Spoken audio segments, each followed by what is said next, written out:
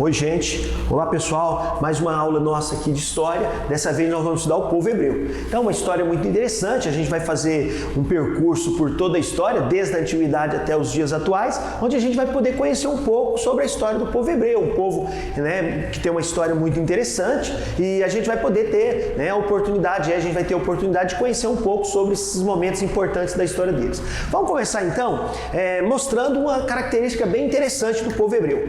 O povo hebreu é considerado o primeiro povo monoteísta da história. Então a gente já estudou alguns povos da antiguidade, e o que a gente percebeu? Que esses povos da antiguidade, eles eram o quê? Politeístas, Os persas eram dualistas, mas o primeiro povo monoteísta foram os hebreus. E para facilitar, para dar uma ajudinha para vocês, nós vamos dividir a história do povo hebreu em 3 fases e 3 momentos. Isso vai fazer a gente ter uma condição bem bacana de poder fazer uma marcação de tempo, ter uma referência legal para lembrar direitinho. Tá bacana? Então vamos lá. Bom, as 3 fases são a fase dos patriarcas, dos juízes e dos reis.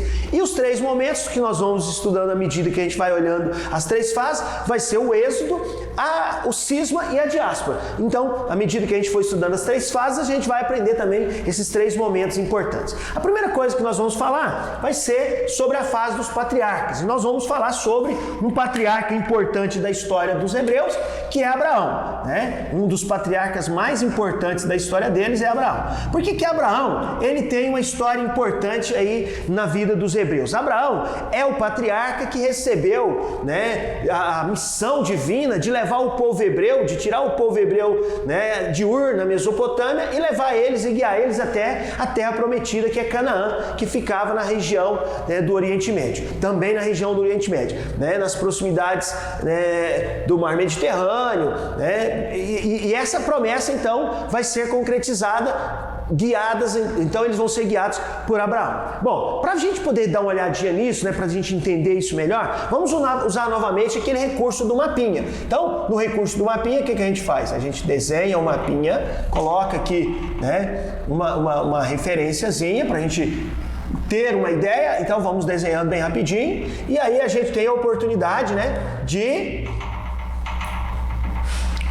ver e visualizar essas regiões que a gente vai mostrar por onde os hebreus vão construir aí, sua vida.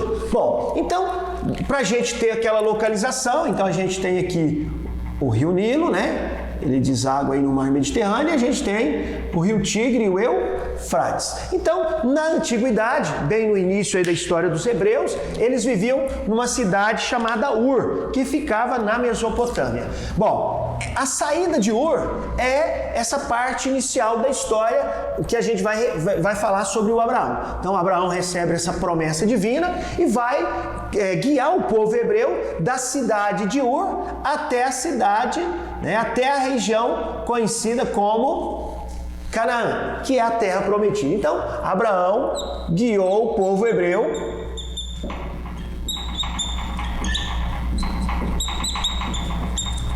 de Ur, que ficava na Mesopotâmia, até Canaã, que é onde a gente vai ter a terra prometida. E a história do povo hebreu vai delinear, vai caminhar sempre em torno dessa ideia da terra prometida. Então eles vão viver aqui durante alguns anos de forma tranquila, numa boa, mas em um determinado momento, eles são obrigados a mudar dessa região, eles são obrigados a deixar, essa região, depois de ter vivido aí por alguns séculos, acontece uma grande seca, e eles vão ser obrigados a mudar e sair da terra prometida. Então, para a gente entender isso melhor, a gente vai também comentar bem rápido, Abraão, ele tem uma sucessão, ele tem os seus sucessores, ele tem os herdeiros, Tem a história do Abraão muito interessante. Ele tem um filho chamado Isaac, e antes de ter o filho Isaac, ele tem um filho chamado Ismael, que não é um filho que ele contraiu com a esposa legítima. Mas essa história é bem interessante para a gente retratar.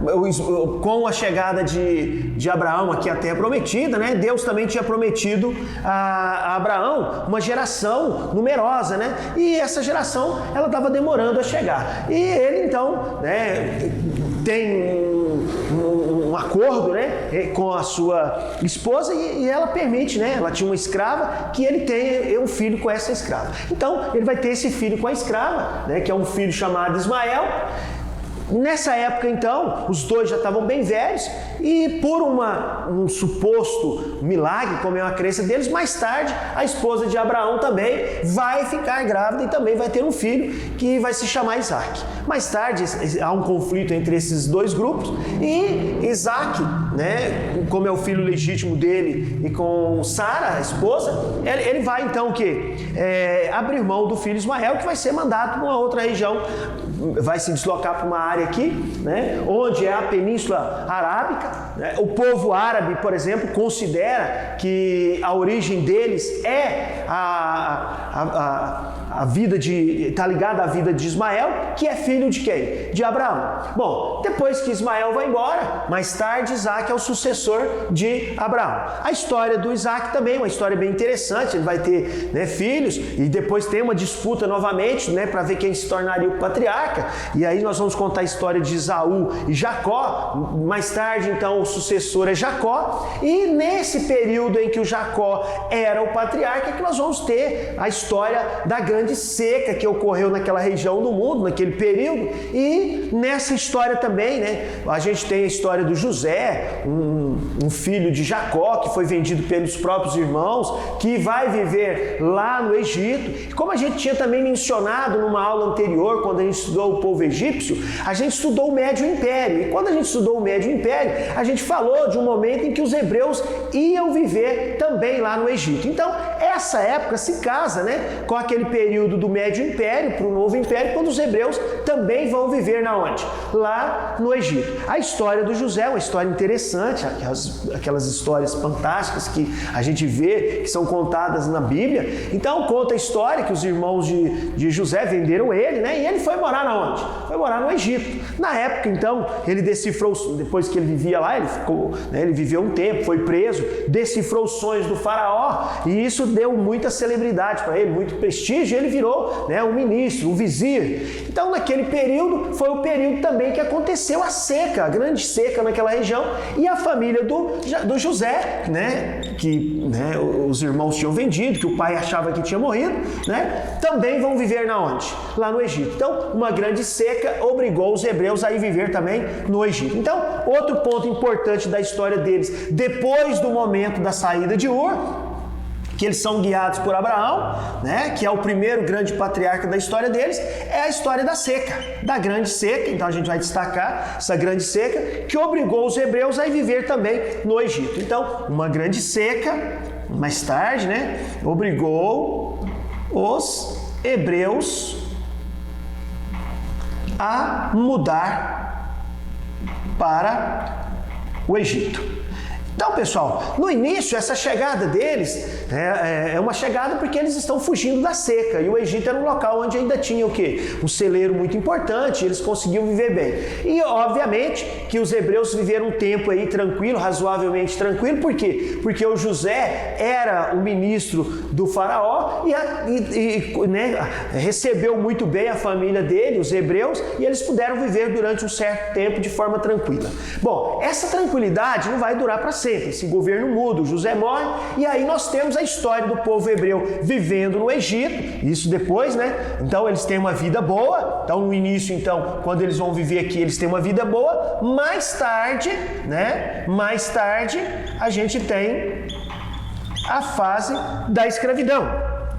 Então, nessa fase da escravidão, a gente vai ter o quê? Outra, né, fase difícil da vida deles. Então, mostrando no mapinha, eles viviam na Terra Prometida, Canaã, e uma grande seca obrigou a eles irem para o Egito. Então, agora você pode perceber que eles saíram de Ur, foram para a Terra Prometida, e da Terra Prometida eles foram até o Egito, quando uma grande seca obrigou eles a irem para o Egito. Bom, inicialmente a vida deles foi tranquila, mas depois, como a gente está mostrando aqui, né, eles são transformados em escravos e vivem na escravidão por cerca de 400 anos, mais ou menos 400 400 anos de escravidão. Bom, a mesma ideia, a mesma concepção de terra prometida continuava na cabeça desse povo. E eles acreditavam que um dia eles iam poder retornar para a terra prometida. Bom, isso vai dar origem a um outro momento importante, a um momento importante da história deles, que vai envolver um outro patriarca. Então, o primeiro momento, né, que a gente vai citar importante da história deles é o Êxodo. E aí, para falar do Êxodo, a gente vai falar de um outro patriarca importante, que é Moisés.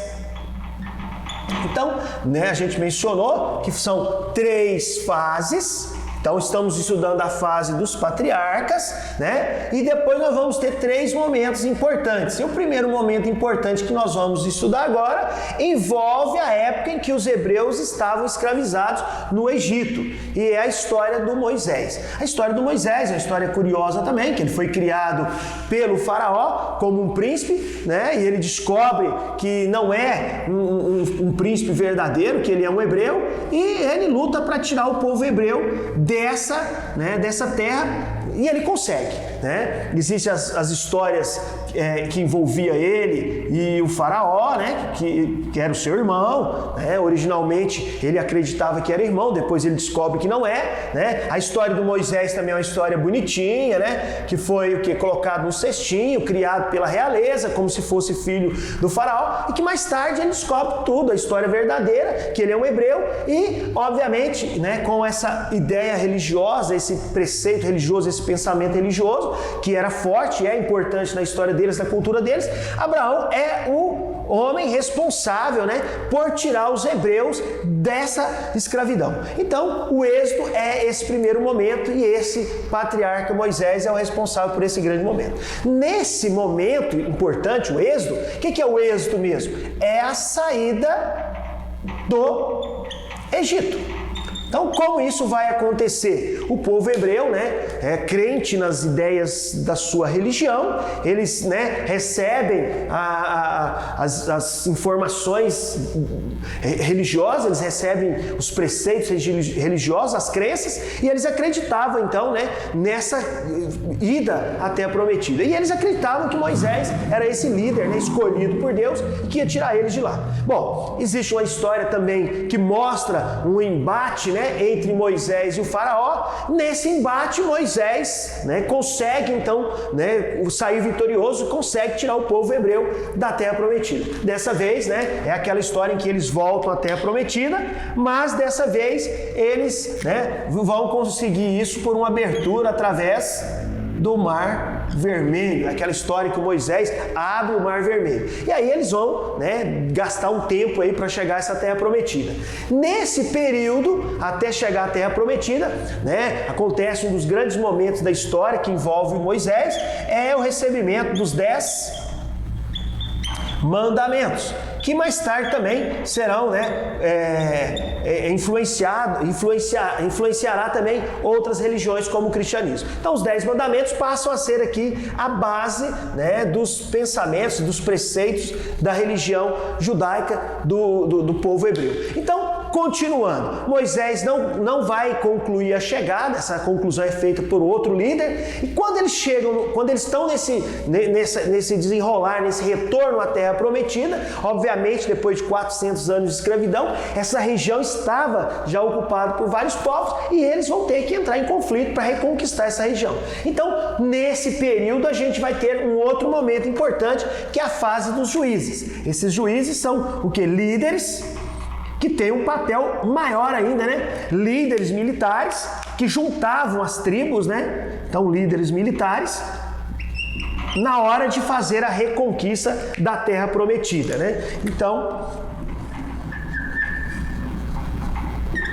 nessa fase, eles são os grandes líderes da reconquista da Terra Prometida, após Moisés ter tirado os hebreus do Egito. Então, da fase dos patriarcas, né, agora com a chegada novamente à Terra Prometida, eles vão obviamente ter que enfrentar outros grupos, e nesse percurso, nesse momento aí de enfrentamento com outros grupos, a liderança é dos juízes. Esses juízes eram importantes porque eles eram o quê? Os responsáveis em liderar as tribos, né? Nessa época, então, o povo hebreu era dividido em tribos e eles, então, conseguiam, né, juntar essas tribos e fortalecer o povo hebreu na guerra para a reconquista da Terra Prometida. Uma história bem famosa é a história do Sansão, aquele que tinha uma força incrível, né? E que a força dele era atribuída ao tamanho dos seus cabelos, né? E depois ele tem uma recaidona, né?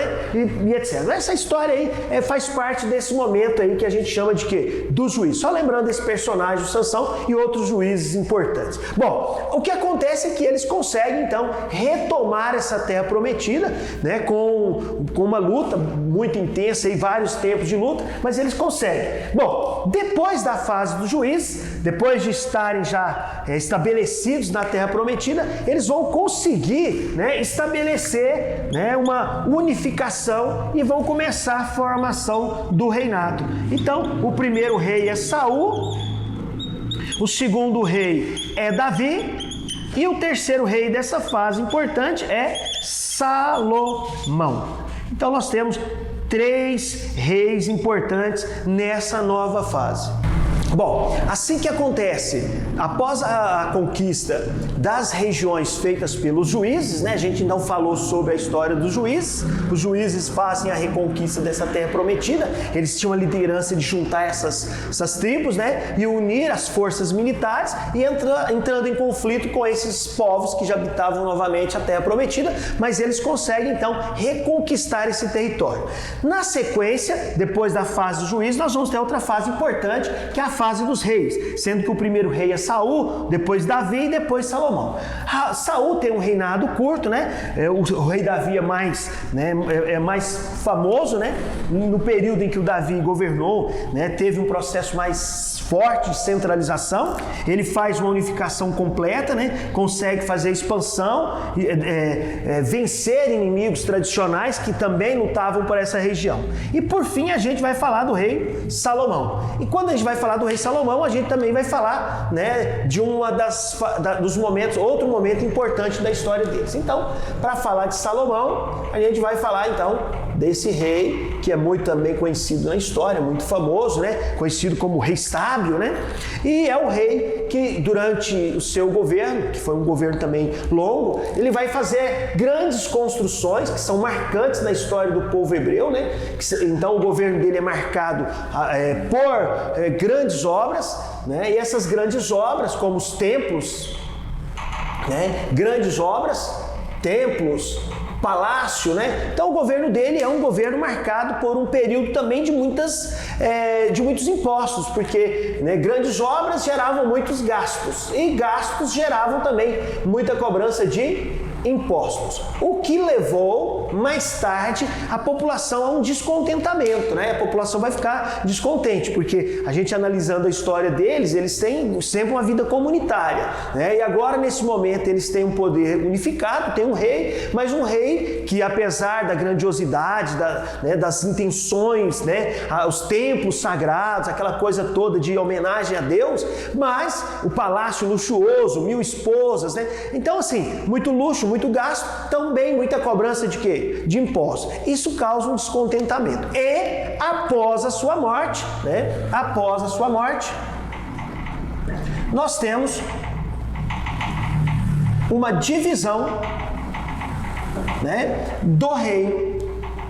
Essa divisão do reino se chama cisma. E aí nós vamos ter outro momento importante da história do povo hebreu. O cisma é quando as tribos não conseguiram mais ficar unificadas e se separaram em 2 tribos. As tribos de Judá, né, e as tribos de Israel. As tribos de Judá ao norte, né, e as tribos de Israel ao sul. E essas tribos, então, agora separadas, né, não têm a mesma força, elas não têm a mesma união, e isso facilita facilitou, né, invasões de estrangeiros. A gente também estudou esse momento quando a gente estudou a Mesopotâmia, quando a gente estudou os assírios, quando a gente estudou os caldeus. E foi nesse período, então, que esses grupos vindos da Mesopotâmia conseguem estabelecer um domínio na região de Canaã, na Terra Prometida. E esse povo hebreu, né, gradativamente vai à escravidão novamente, né, são dominados por esses grupos estrangeiros vindo da Mesopotâmia e são escravizados e levados novamente para Mesopotâmia. E esse período, então eles retomam para a Mesopotâmia, mas na condição de escravos. Esse período também é muito importante, que é conhecido como cativeiro da Babilônia. Né? Esse período do cativeiro da Babilônia vai ser paralelo ao período em que a gente tem lá na região da Pérsia a subida de Ciro, né, ao governo, a conquista de Ciro, e é o mesmo período. Então, quando Ciro chega ao poder na Pérsia, é o período em que os hebreus tinham sido levados para o cativeiro da Babilônia. E a gente também mencionou isso numa aula anterior. Ciro, né, liberta, né, ele permite a saída dos hebreus do cativeiro, e aí novamente esse povo vai o quê? Voltar para a Terra Prometida. Você está percebendo que é um zigue-zague bem intenso, a gente vai retomar isso devagarzinho. Então, retomando, né? Lembrando que a gente está falando que é quando Salomão governa. Grandes obras, palácios, templos, luxo, né? Muitos gastos, muita cobrança de quê? De impostos. Isso leva a população ao descontentamento, e após sua morte a gente tem o quê? O cisma. O cisma foi a divisão. E a divisão tem como consequência, né, a divisão de dois reinos, Judá e Israel. E essa divisão, né, tem como consequência o enfraquecimento. E isso levou eles, então, a serem conquistados por outros povos, como a gente acabou de mencionar. E eles, né, o resultado desse enfraquecimento é a escravidão, né? Eles são conquistados. E quando eles são conquistados, eles estavam na Terra Prometida e são levados para Mesopotâmia. E lá é o período em que acontece esse chamado cativeiro da Babilônia. Paralelamente a isso, é o período em que Ciro, rei dos persas, né, unifica ali a Pérsia e o reino dos medos e consegue então dominar essa região e liberta, né, os hebreus. Então os hebreus vão para a Mesopotâmia, vivem o cativeiro e depois são libertados por Ciro e retomam novamente a Terra Prometida. Então, é uma viagem para ir e uma viagem para voltar. Bom, esse período é um período em que eles vão ter que lutar novamente, né? Porque a região também vai sendo ocupada, mas eles conseguem organizar em torno da Judéia, e a partir desse momento, né, a população dos hebreus também é conhecida como a população judaica, né? A partir desse momento, né, eles vão se organizar, se estabelecer, e por fim nós vamos ter mais tarde o domínio da região. Nós vamos ter os persas, nós vamos ter os gregos, né? E depois nós vamos ter os romanos. E o último momento aqui na história deles vai ser quando essa região foi ocupada pelos romanos. E esse período, né, esse momento acontece por volta do ano 70 depois de Cristo, né? Que é a diáspora. Então, a diáspora é na mesma época que tem o Império Romano, a época do grande Império Romano, e a diáspora é quando os hebreus, né, os judeus se revoltam, né, se opõem aos romanos, e os romanos, né, vão o quê? Expulsar os judeus dessa Terra Prometida. Então isso aqui vai constituir um momento importantíssimo da história deles, que é a diáspora, né? A diáspora acontece porque a gente sabe que as ideias religiosas, a cultura, né, e a maneira de pensar dos judeus não vai, né, casar com o povo romano, com o governo romano. E esse atrito entre judeus e romanos, ele finaliza quando os romanos expulsam os judeus, né, dessa Terra Prometida Prometida. E essa expulsão, ela se dá através de dispersão. Eles não podem mais conviver em grupos unidos, né? Eles vão se espalhar pelo mundo afora. Então, dessa vez, não é ir embora para um lugar, é ser expulso, é ser o quê? Obrigado a se espalhar mundo afora. Então, a diáspora é uma dispersão. Uma dispersão, é uma expulsão, né, em que esse povo vai viver uma dispersão. E essa dispersão vai acontecer aí por cerca de quase 2000 anos, né? Eles vão viver várias fases da história, espalhadas em várias partes do mundo, inclusive pela Europa Central, Europa Ocidental, Europa Oriental, né? E durante, por exemplo, a Idade Média, sofrendo várias perseguições, né? E vivendo, então, em grupos separados e em grupos afastados, né, de governos, de povos, à beira desses reinos que surgiram na Idade Média. E mais tarde, né, eles vão então, quando a gente vai ter a formação dos Estados nacionais, eles vão ser agrupados dentro desses novos países. Mas continuam junto com eles, apesar do tempo ser grande, né, porque isso aí acontece no século I depois de Cristo.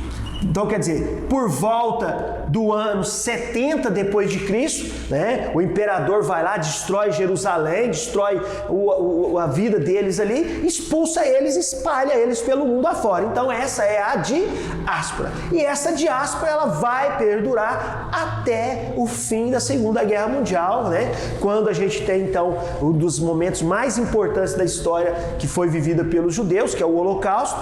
E nesse período posterior à Segunda Guerra Mundial, quando a ONU, né, vai interferir aqui nessa localização do Oriente Médio, reconstruindo essa região, formando novos estados aqui, inclusive formando o Estado de Israel e o Estado da Palestina, dividindo um território e permitindo que os judeus retornassem novamente à Terra Prometida. Isso é uma coisa muito importante, porque a gente vai ter essa dispersão e essa diáspora até o ano de 1948, né? A partir daí, né, oficialmente os judeus vão estar recolocados nessa região que é conhecida como Terra Prometida. E aí, a partir desse momento, nós vamos ter outro conflito formado. Por quê? Porque a presença dos judeus, ela contraria os grupos que já moravam aí, né, e que estavam aí, que nunca tinham deixado essas terras, né? Não é o caso dos judeus que tinham sido expulsos, que tinham sido mandados para fora. Então, para a gente organizar essa ideia aí, vale também lembrar que essa coisa de voltar para a Terra Prometida nunca acabou durante a diáspora.